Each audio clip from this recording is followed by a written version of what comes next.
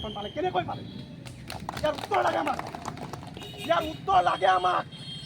আমি ছাত্ৰ মুক্তি সংগ্ৰাম কমিটি ভয় কৰা সংগঠন নহয় আমি কৃষক মুক্তি সংগ্ৰাম কমিটি কাকো ভয় নকৰোঁ ভয় কৰিলে সেই আপোনালোক জানে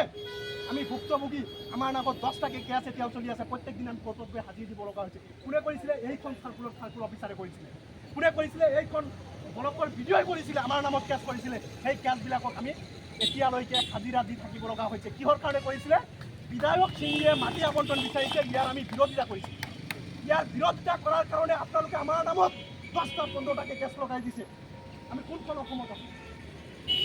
আমি কোনখন দেশত আছোঁ এজন MLA নিজৰ কোম্পানীৰ নামত নিজৰ অনুষ্ঠান প্ৰতিষ্ঠানৰ নামত 100 বিঘা 200 বিঘা মাটি আবণ্টন ল'ব পাৰে ফায়াৰেছ আমি সাধাৰণ মানুহ হৈ পেলাই 40-50 বছৰ ধৰি একেটা অঞ্চলত নিগাজিকৈ বসবাস কৰাৰ পিছতো এই টুকুৰা মাটি আমি আবণ্টন নাপাওঁ কিয় হ'ব পাইছে এইবিলাক আমাৰ কথা অতি স্পষ্ট এই আবণ্টন বাতিল হ'ব লাগিব আজি আমি আৰম্ভ কৰিছোঁ ইয়াত শেষ নহয় আজিৰ কাৰ্যসূচী আমাৰ আৰম্ভণিহে মানে নহয় আজিৰ এই কাৰ্যসূচী আমি আৰম্ভহে কৰিছোঁ আপোনালোকে চাই থাকক এই চাৰ্কুল অফিচত 5,000 মানুহ লৈ আমি আন্দোলন কৰিম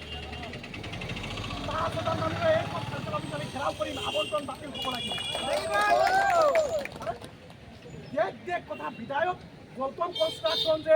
বিধায়ক অশোক কুমাৰ সিঙেৰ কনষ্ট্ৰাকশ্যন এইটো গোটেই খালি আমি বুলি নহয় গোটেই অসমৰ মানুহে জানে গোটেই অসমত ঠিকা কৰি আছে সেই কোম্পানীক আপুনি কেনেকৈ আবণ্টন দিলে কিমান টকা খাইছে আপোনালোকে ইয়াৰ জবাব আমাক লাগিব গতিকে বেছি নকওঁ এইখিনি কৈ পেলাই মই মোৰ চমু বক্তব্য ইয়াতে সামৰি মাৰিছোঁ ইয়াৰ পিছত আমাৰ নবীন মুম্বাই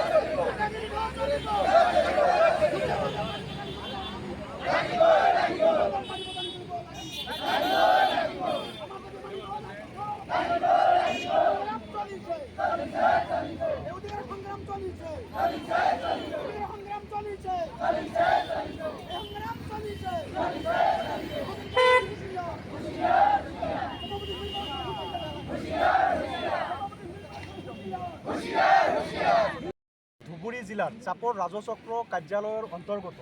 কলিমাৰী টিলাপাৰা হাতীপতা আদি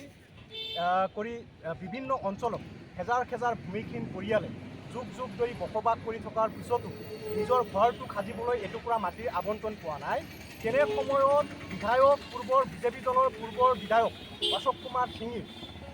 এইখন কাৰ্যালয়ৰ অন্তৰ্গত কলিমাৰী হিৰবিল 38 নং দাগত 112 বিঘা মাটি চম্পাৱতী মিল্ক প্ৰডাকশ্যন কোঅপাৰেটিভ ছ'চাইটিৰ নামত আবণ্টন লৈছে এইখন ৰাজচক্ৰ কাৰ্যালয়ৰ অন্তৰ্গত জমদুৱাৰ 413 নং দাগত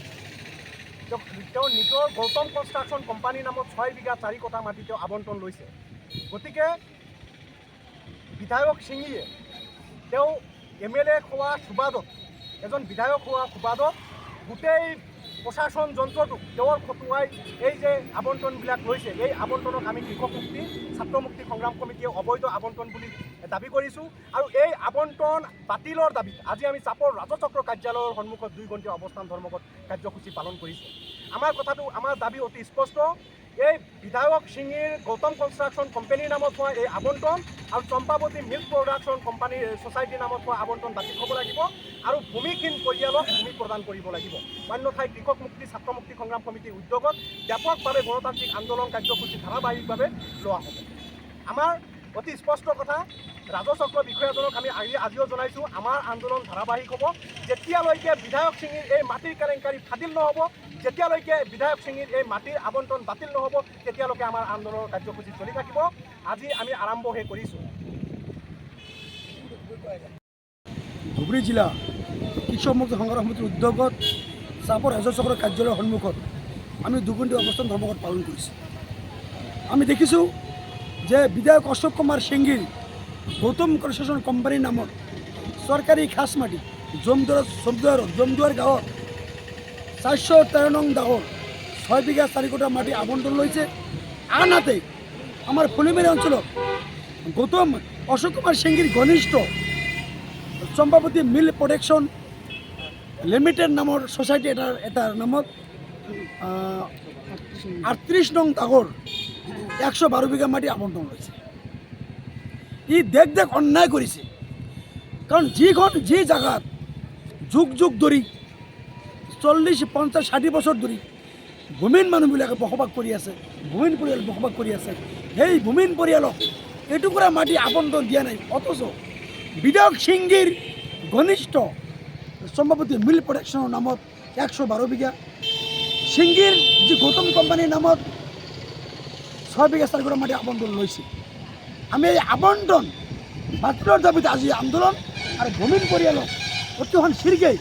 অতি শীঘ্ৰে ভূমিহীন মানুহবিলাকক মাটি আবণ্টন দিবলৈ প্ৰত্যাহাৰ দিব লাগে। আৰু এই দাবী আমাৰ এই মাটিৰ আবণ্টন যি অবৈধ মাটি আবণ্টন দিছে, এই আবণ্টন বাতিল নহ'লে আমি পৰৱৰ্তী সময়ত আমি ব্যাপকভাৱে জনতাক লগত লৈ আমি গণতান্ত্ৰিক আন্দোলন আমি জঙ্গী আন্দোলন কৰি বাধ্য হ'ম।